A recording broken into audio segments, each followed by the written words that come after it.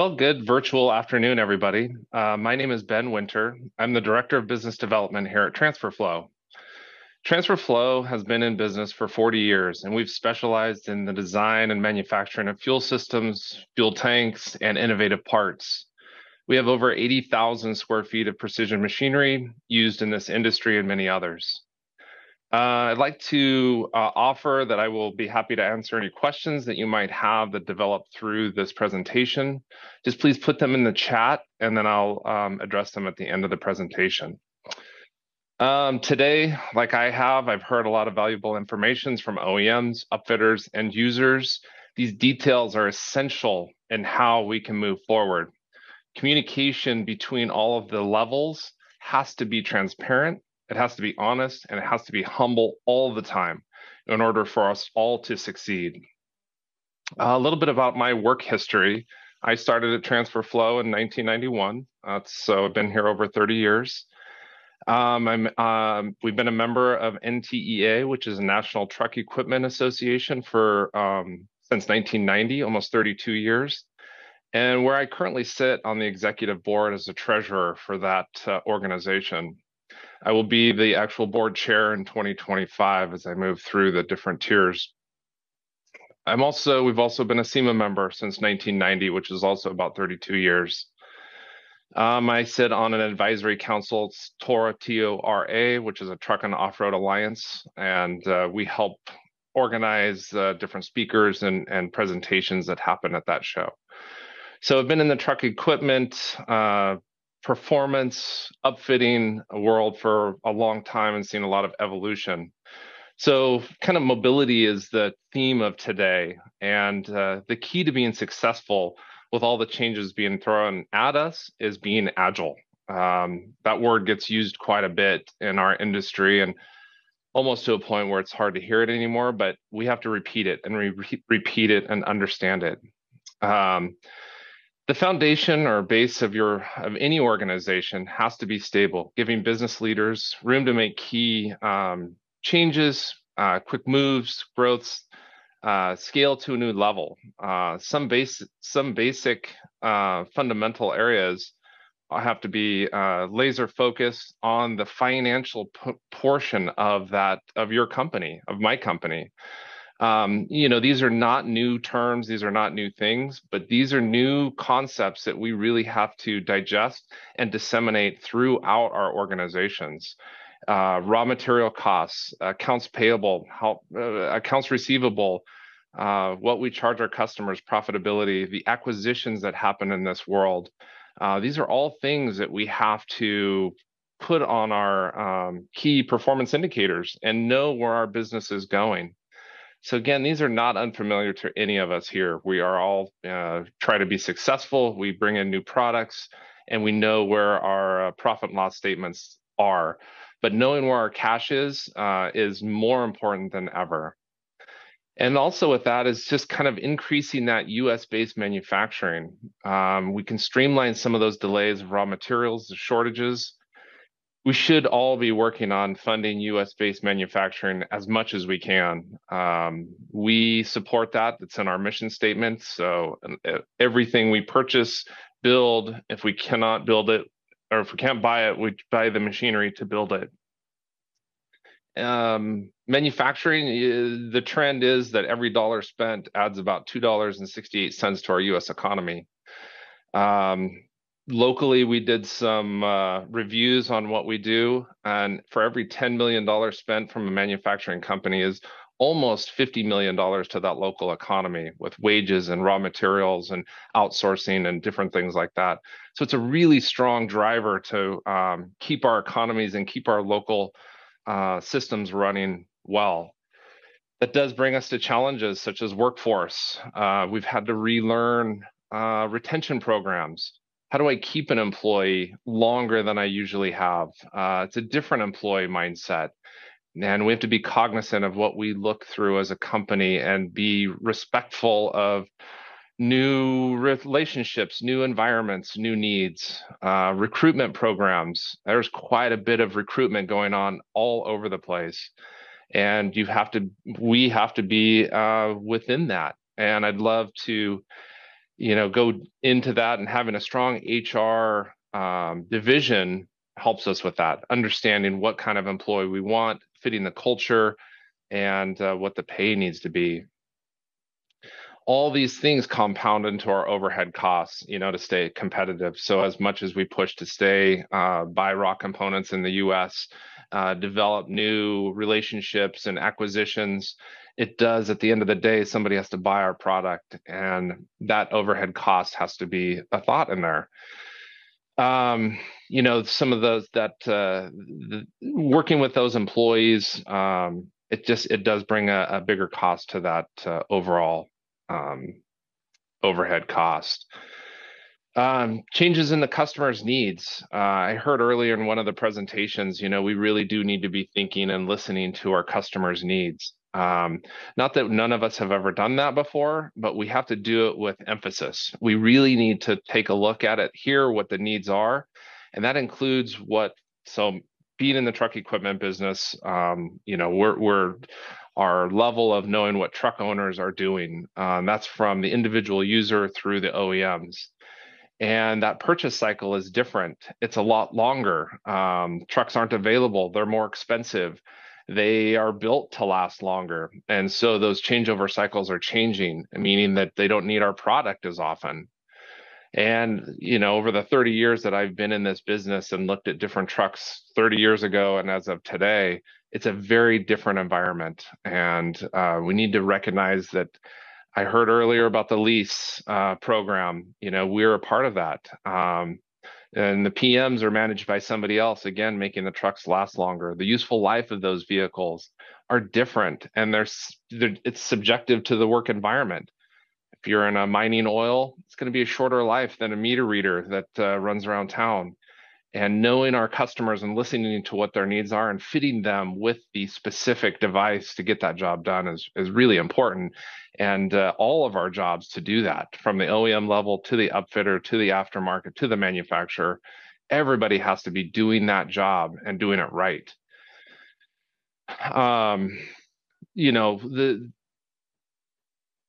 Lately, the topical issues that have created discussion and arguments are those, I guess, that affect our the hurdles of making those decisions and educating and moving us forward. And some of those are the erroneous laws or the different vehicles that are being built, and the instability of raw components.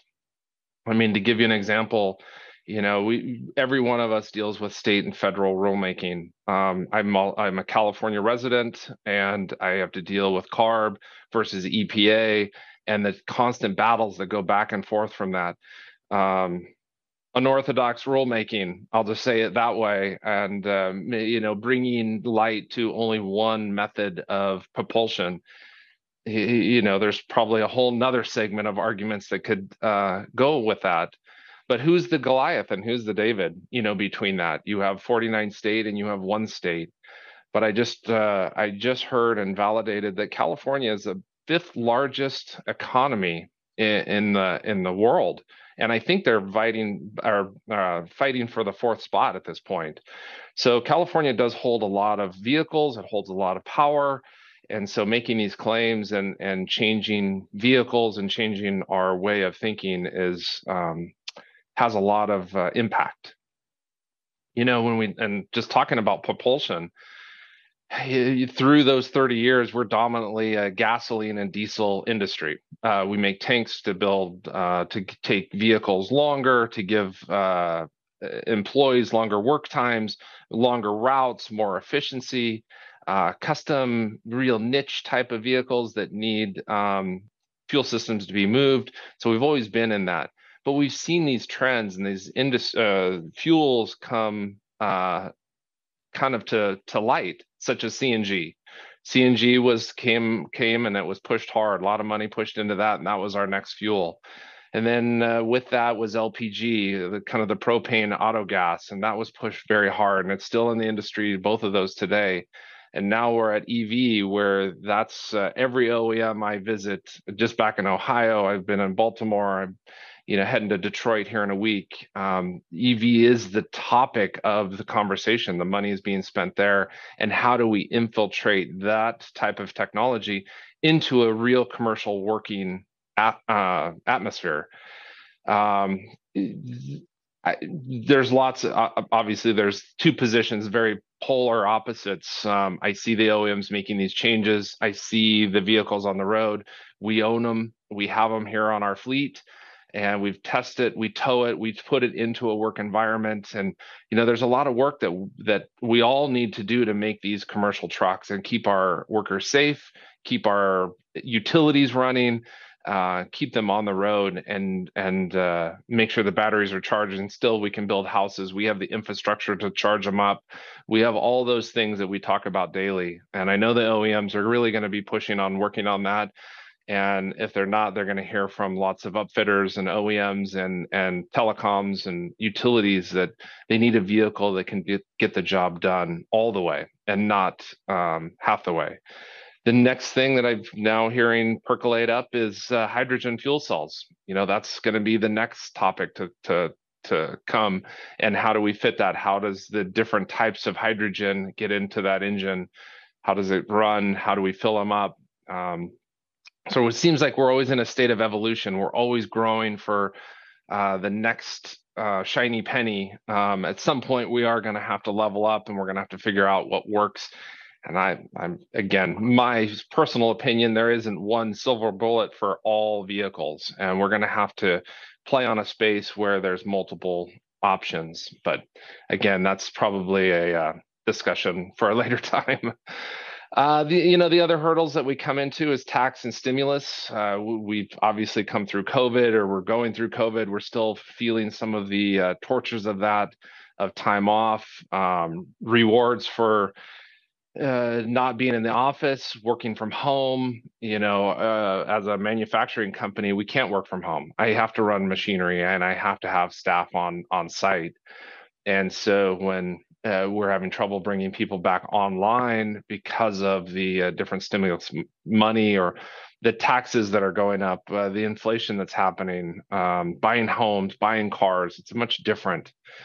And then if you sprinkle that all together and you put that into the HR spaghetti, trying to keep up with what is new, and keeping us out of the kind of the lawyer's eye when we have employees do come back to work, they are safe, they're protected, and we make sure that the hours they work are appropriate, the heat is correct, and the right amount of breaks are given, and the lunches and so forth. So I take my hat off to our HR crew. They deal with a lot day to day. All of this kind of coupled together really does put a hardship on smaller businesses trying to come into the market. There's a lot of acquisitions. I deal with many companies that are just on fire to pull in competition, to pull in different segments. And if you're a small business starting out, you're dealing with such a cash crunch to get workers' comp going, to get your insurances up to speed, the cost of energy to run a facility, all those things together, it makes challenging. Makes you think outside the box to really invest your time and money into a product that is going to give the customer a useful life.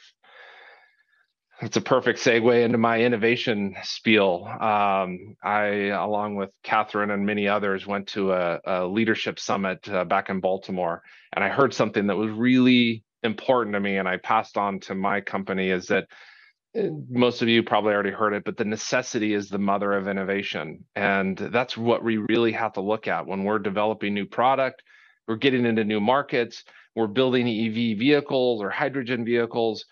What is the necessity of that component? So it's not just a widget, it's all the way through everything we do. And so as we have an innovation team here, and as we work through those, what is the necessity? How is it going to help that customer? Am I listening to that customer of what they need to be working with? Using our maker spaces that are available to us, our colleges, our craft, and retaining employees and getting people from that, bringing product into our industry, into our company that lets us grow. We're always looking at those recession type proof products, pets, weddings, different things like that. How do we get into that? Whether that's vehicle driven, that's a component, that's a part. We always need to be looking at what's next. And as the longevity of me being in this company, fuel systems, I really have to step back and take a look at where we are going to be in 10, 15, 20 years. And are gasoline and diesel tanks going to be a necessity, or are we going to have a blend of a whole bunch of different things? And so, as a business development leg, that is exactly what I look at every day.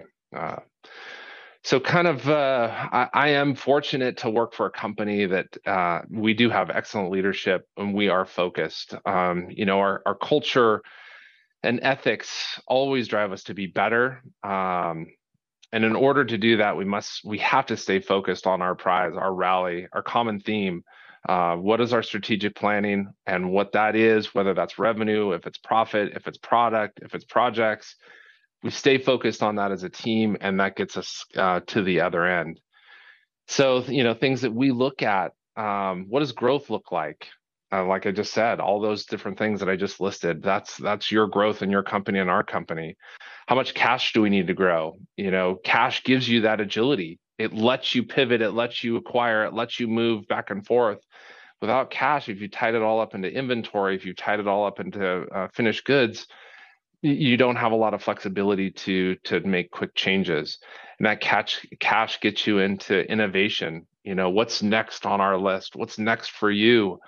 Is your team on board? Does your team understand how important innovation is? Are there rewards? What are the expectations from us as leadership all the way down through our company? And finally, that culture. We hire to culture now. We used to hire to experience and training, and that's obviously an important aspect of it, but it's also that culture. We have a very specific family-oriented culture that always takes care of its employees. Number one, safety is number one. Our employees are right there, top of the list. And we need to make sure that the employees that we bring in will support all the plans that we have to move forward. And then taking that, I've said earlier, I've heard it sprinkled through the presentations today, is that transparency. We have to be transparent through our network, from our OEMs, everything through our companies. And so they understand everything it is, and just repeat, repeat, repeat. That's standard line that we hear a lot. It's really important to do that. So, sitting through these presentations, I'm always energized. I'm motivated. It gets me thinking about what creative juices I have. I just personally want to thank Catherine and her crew for putting this together.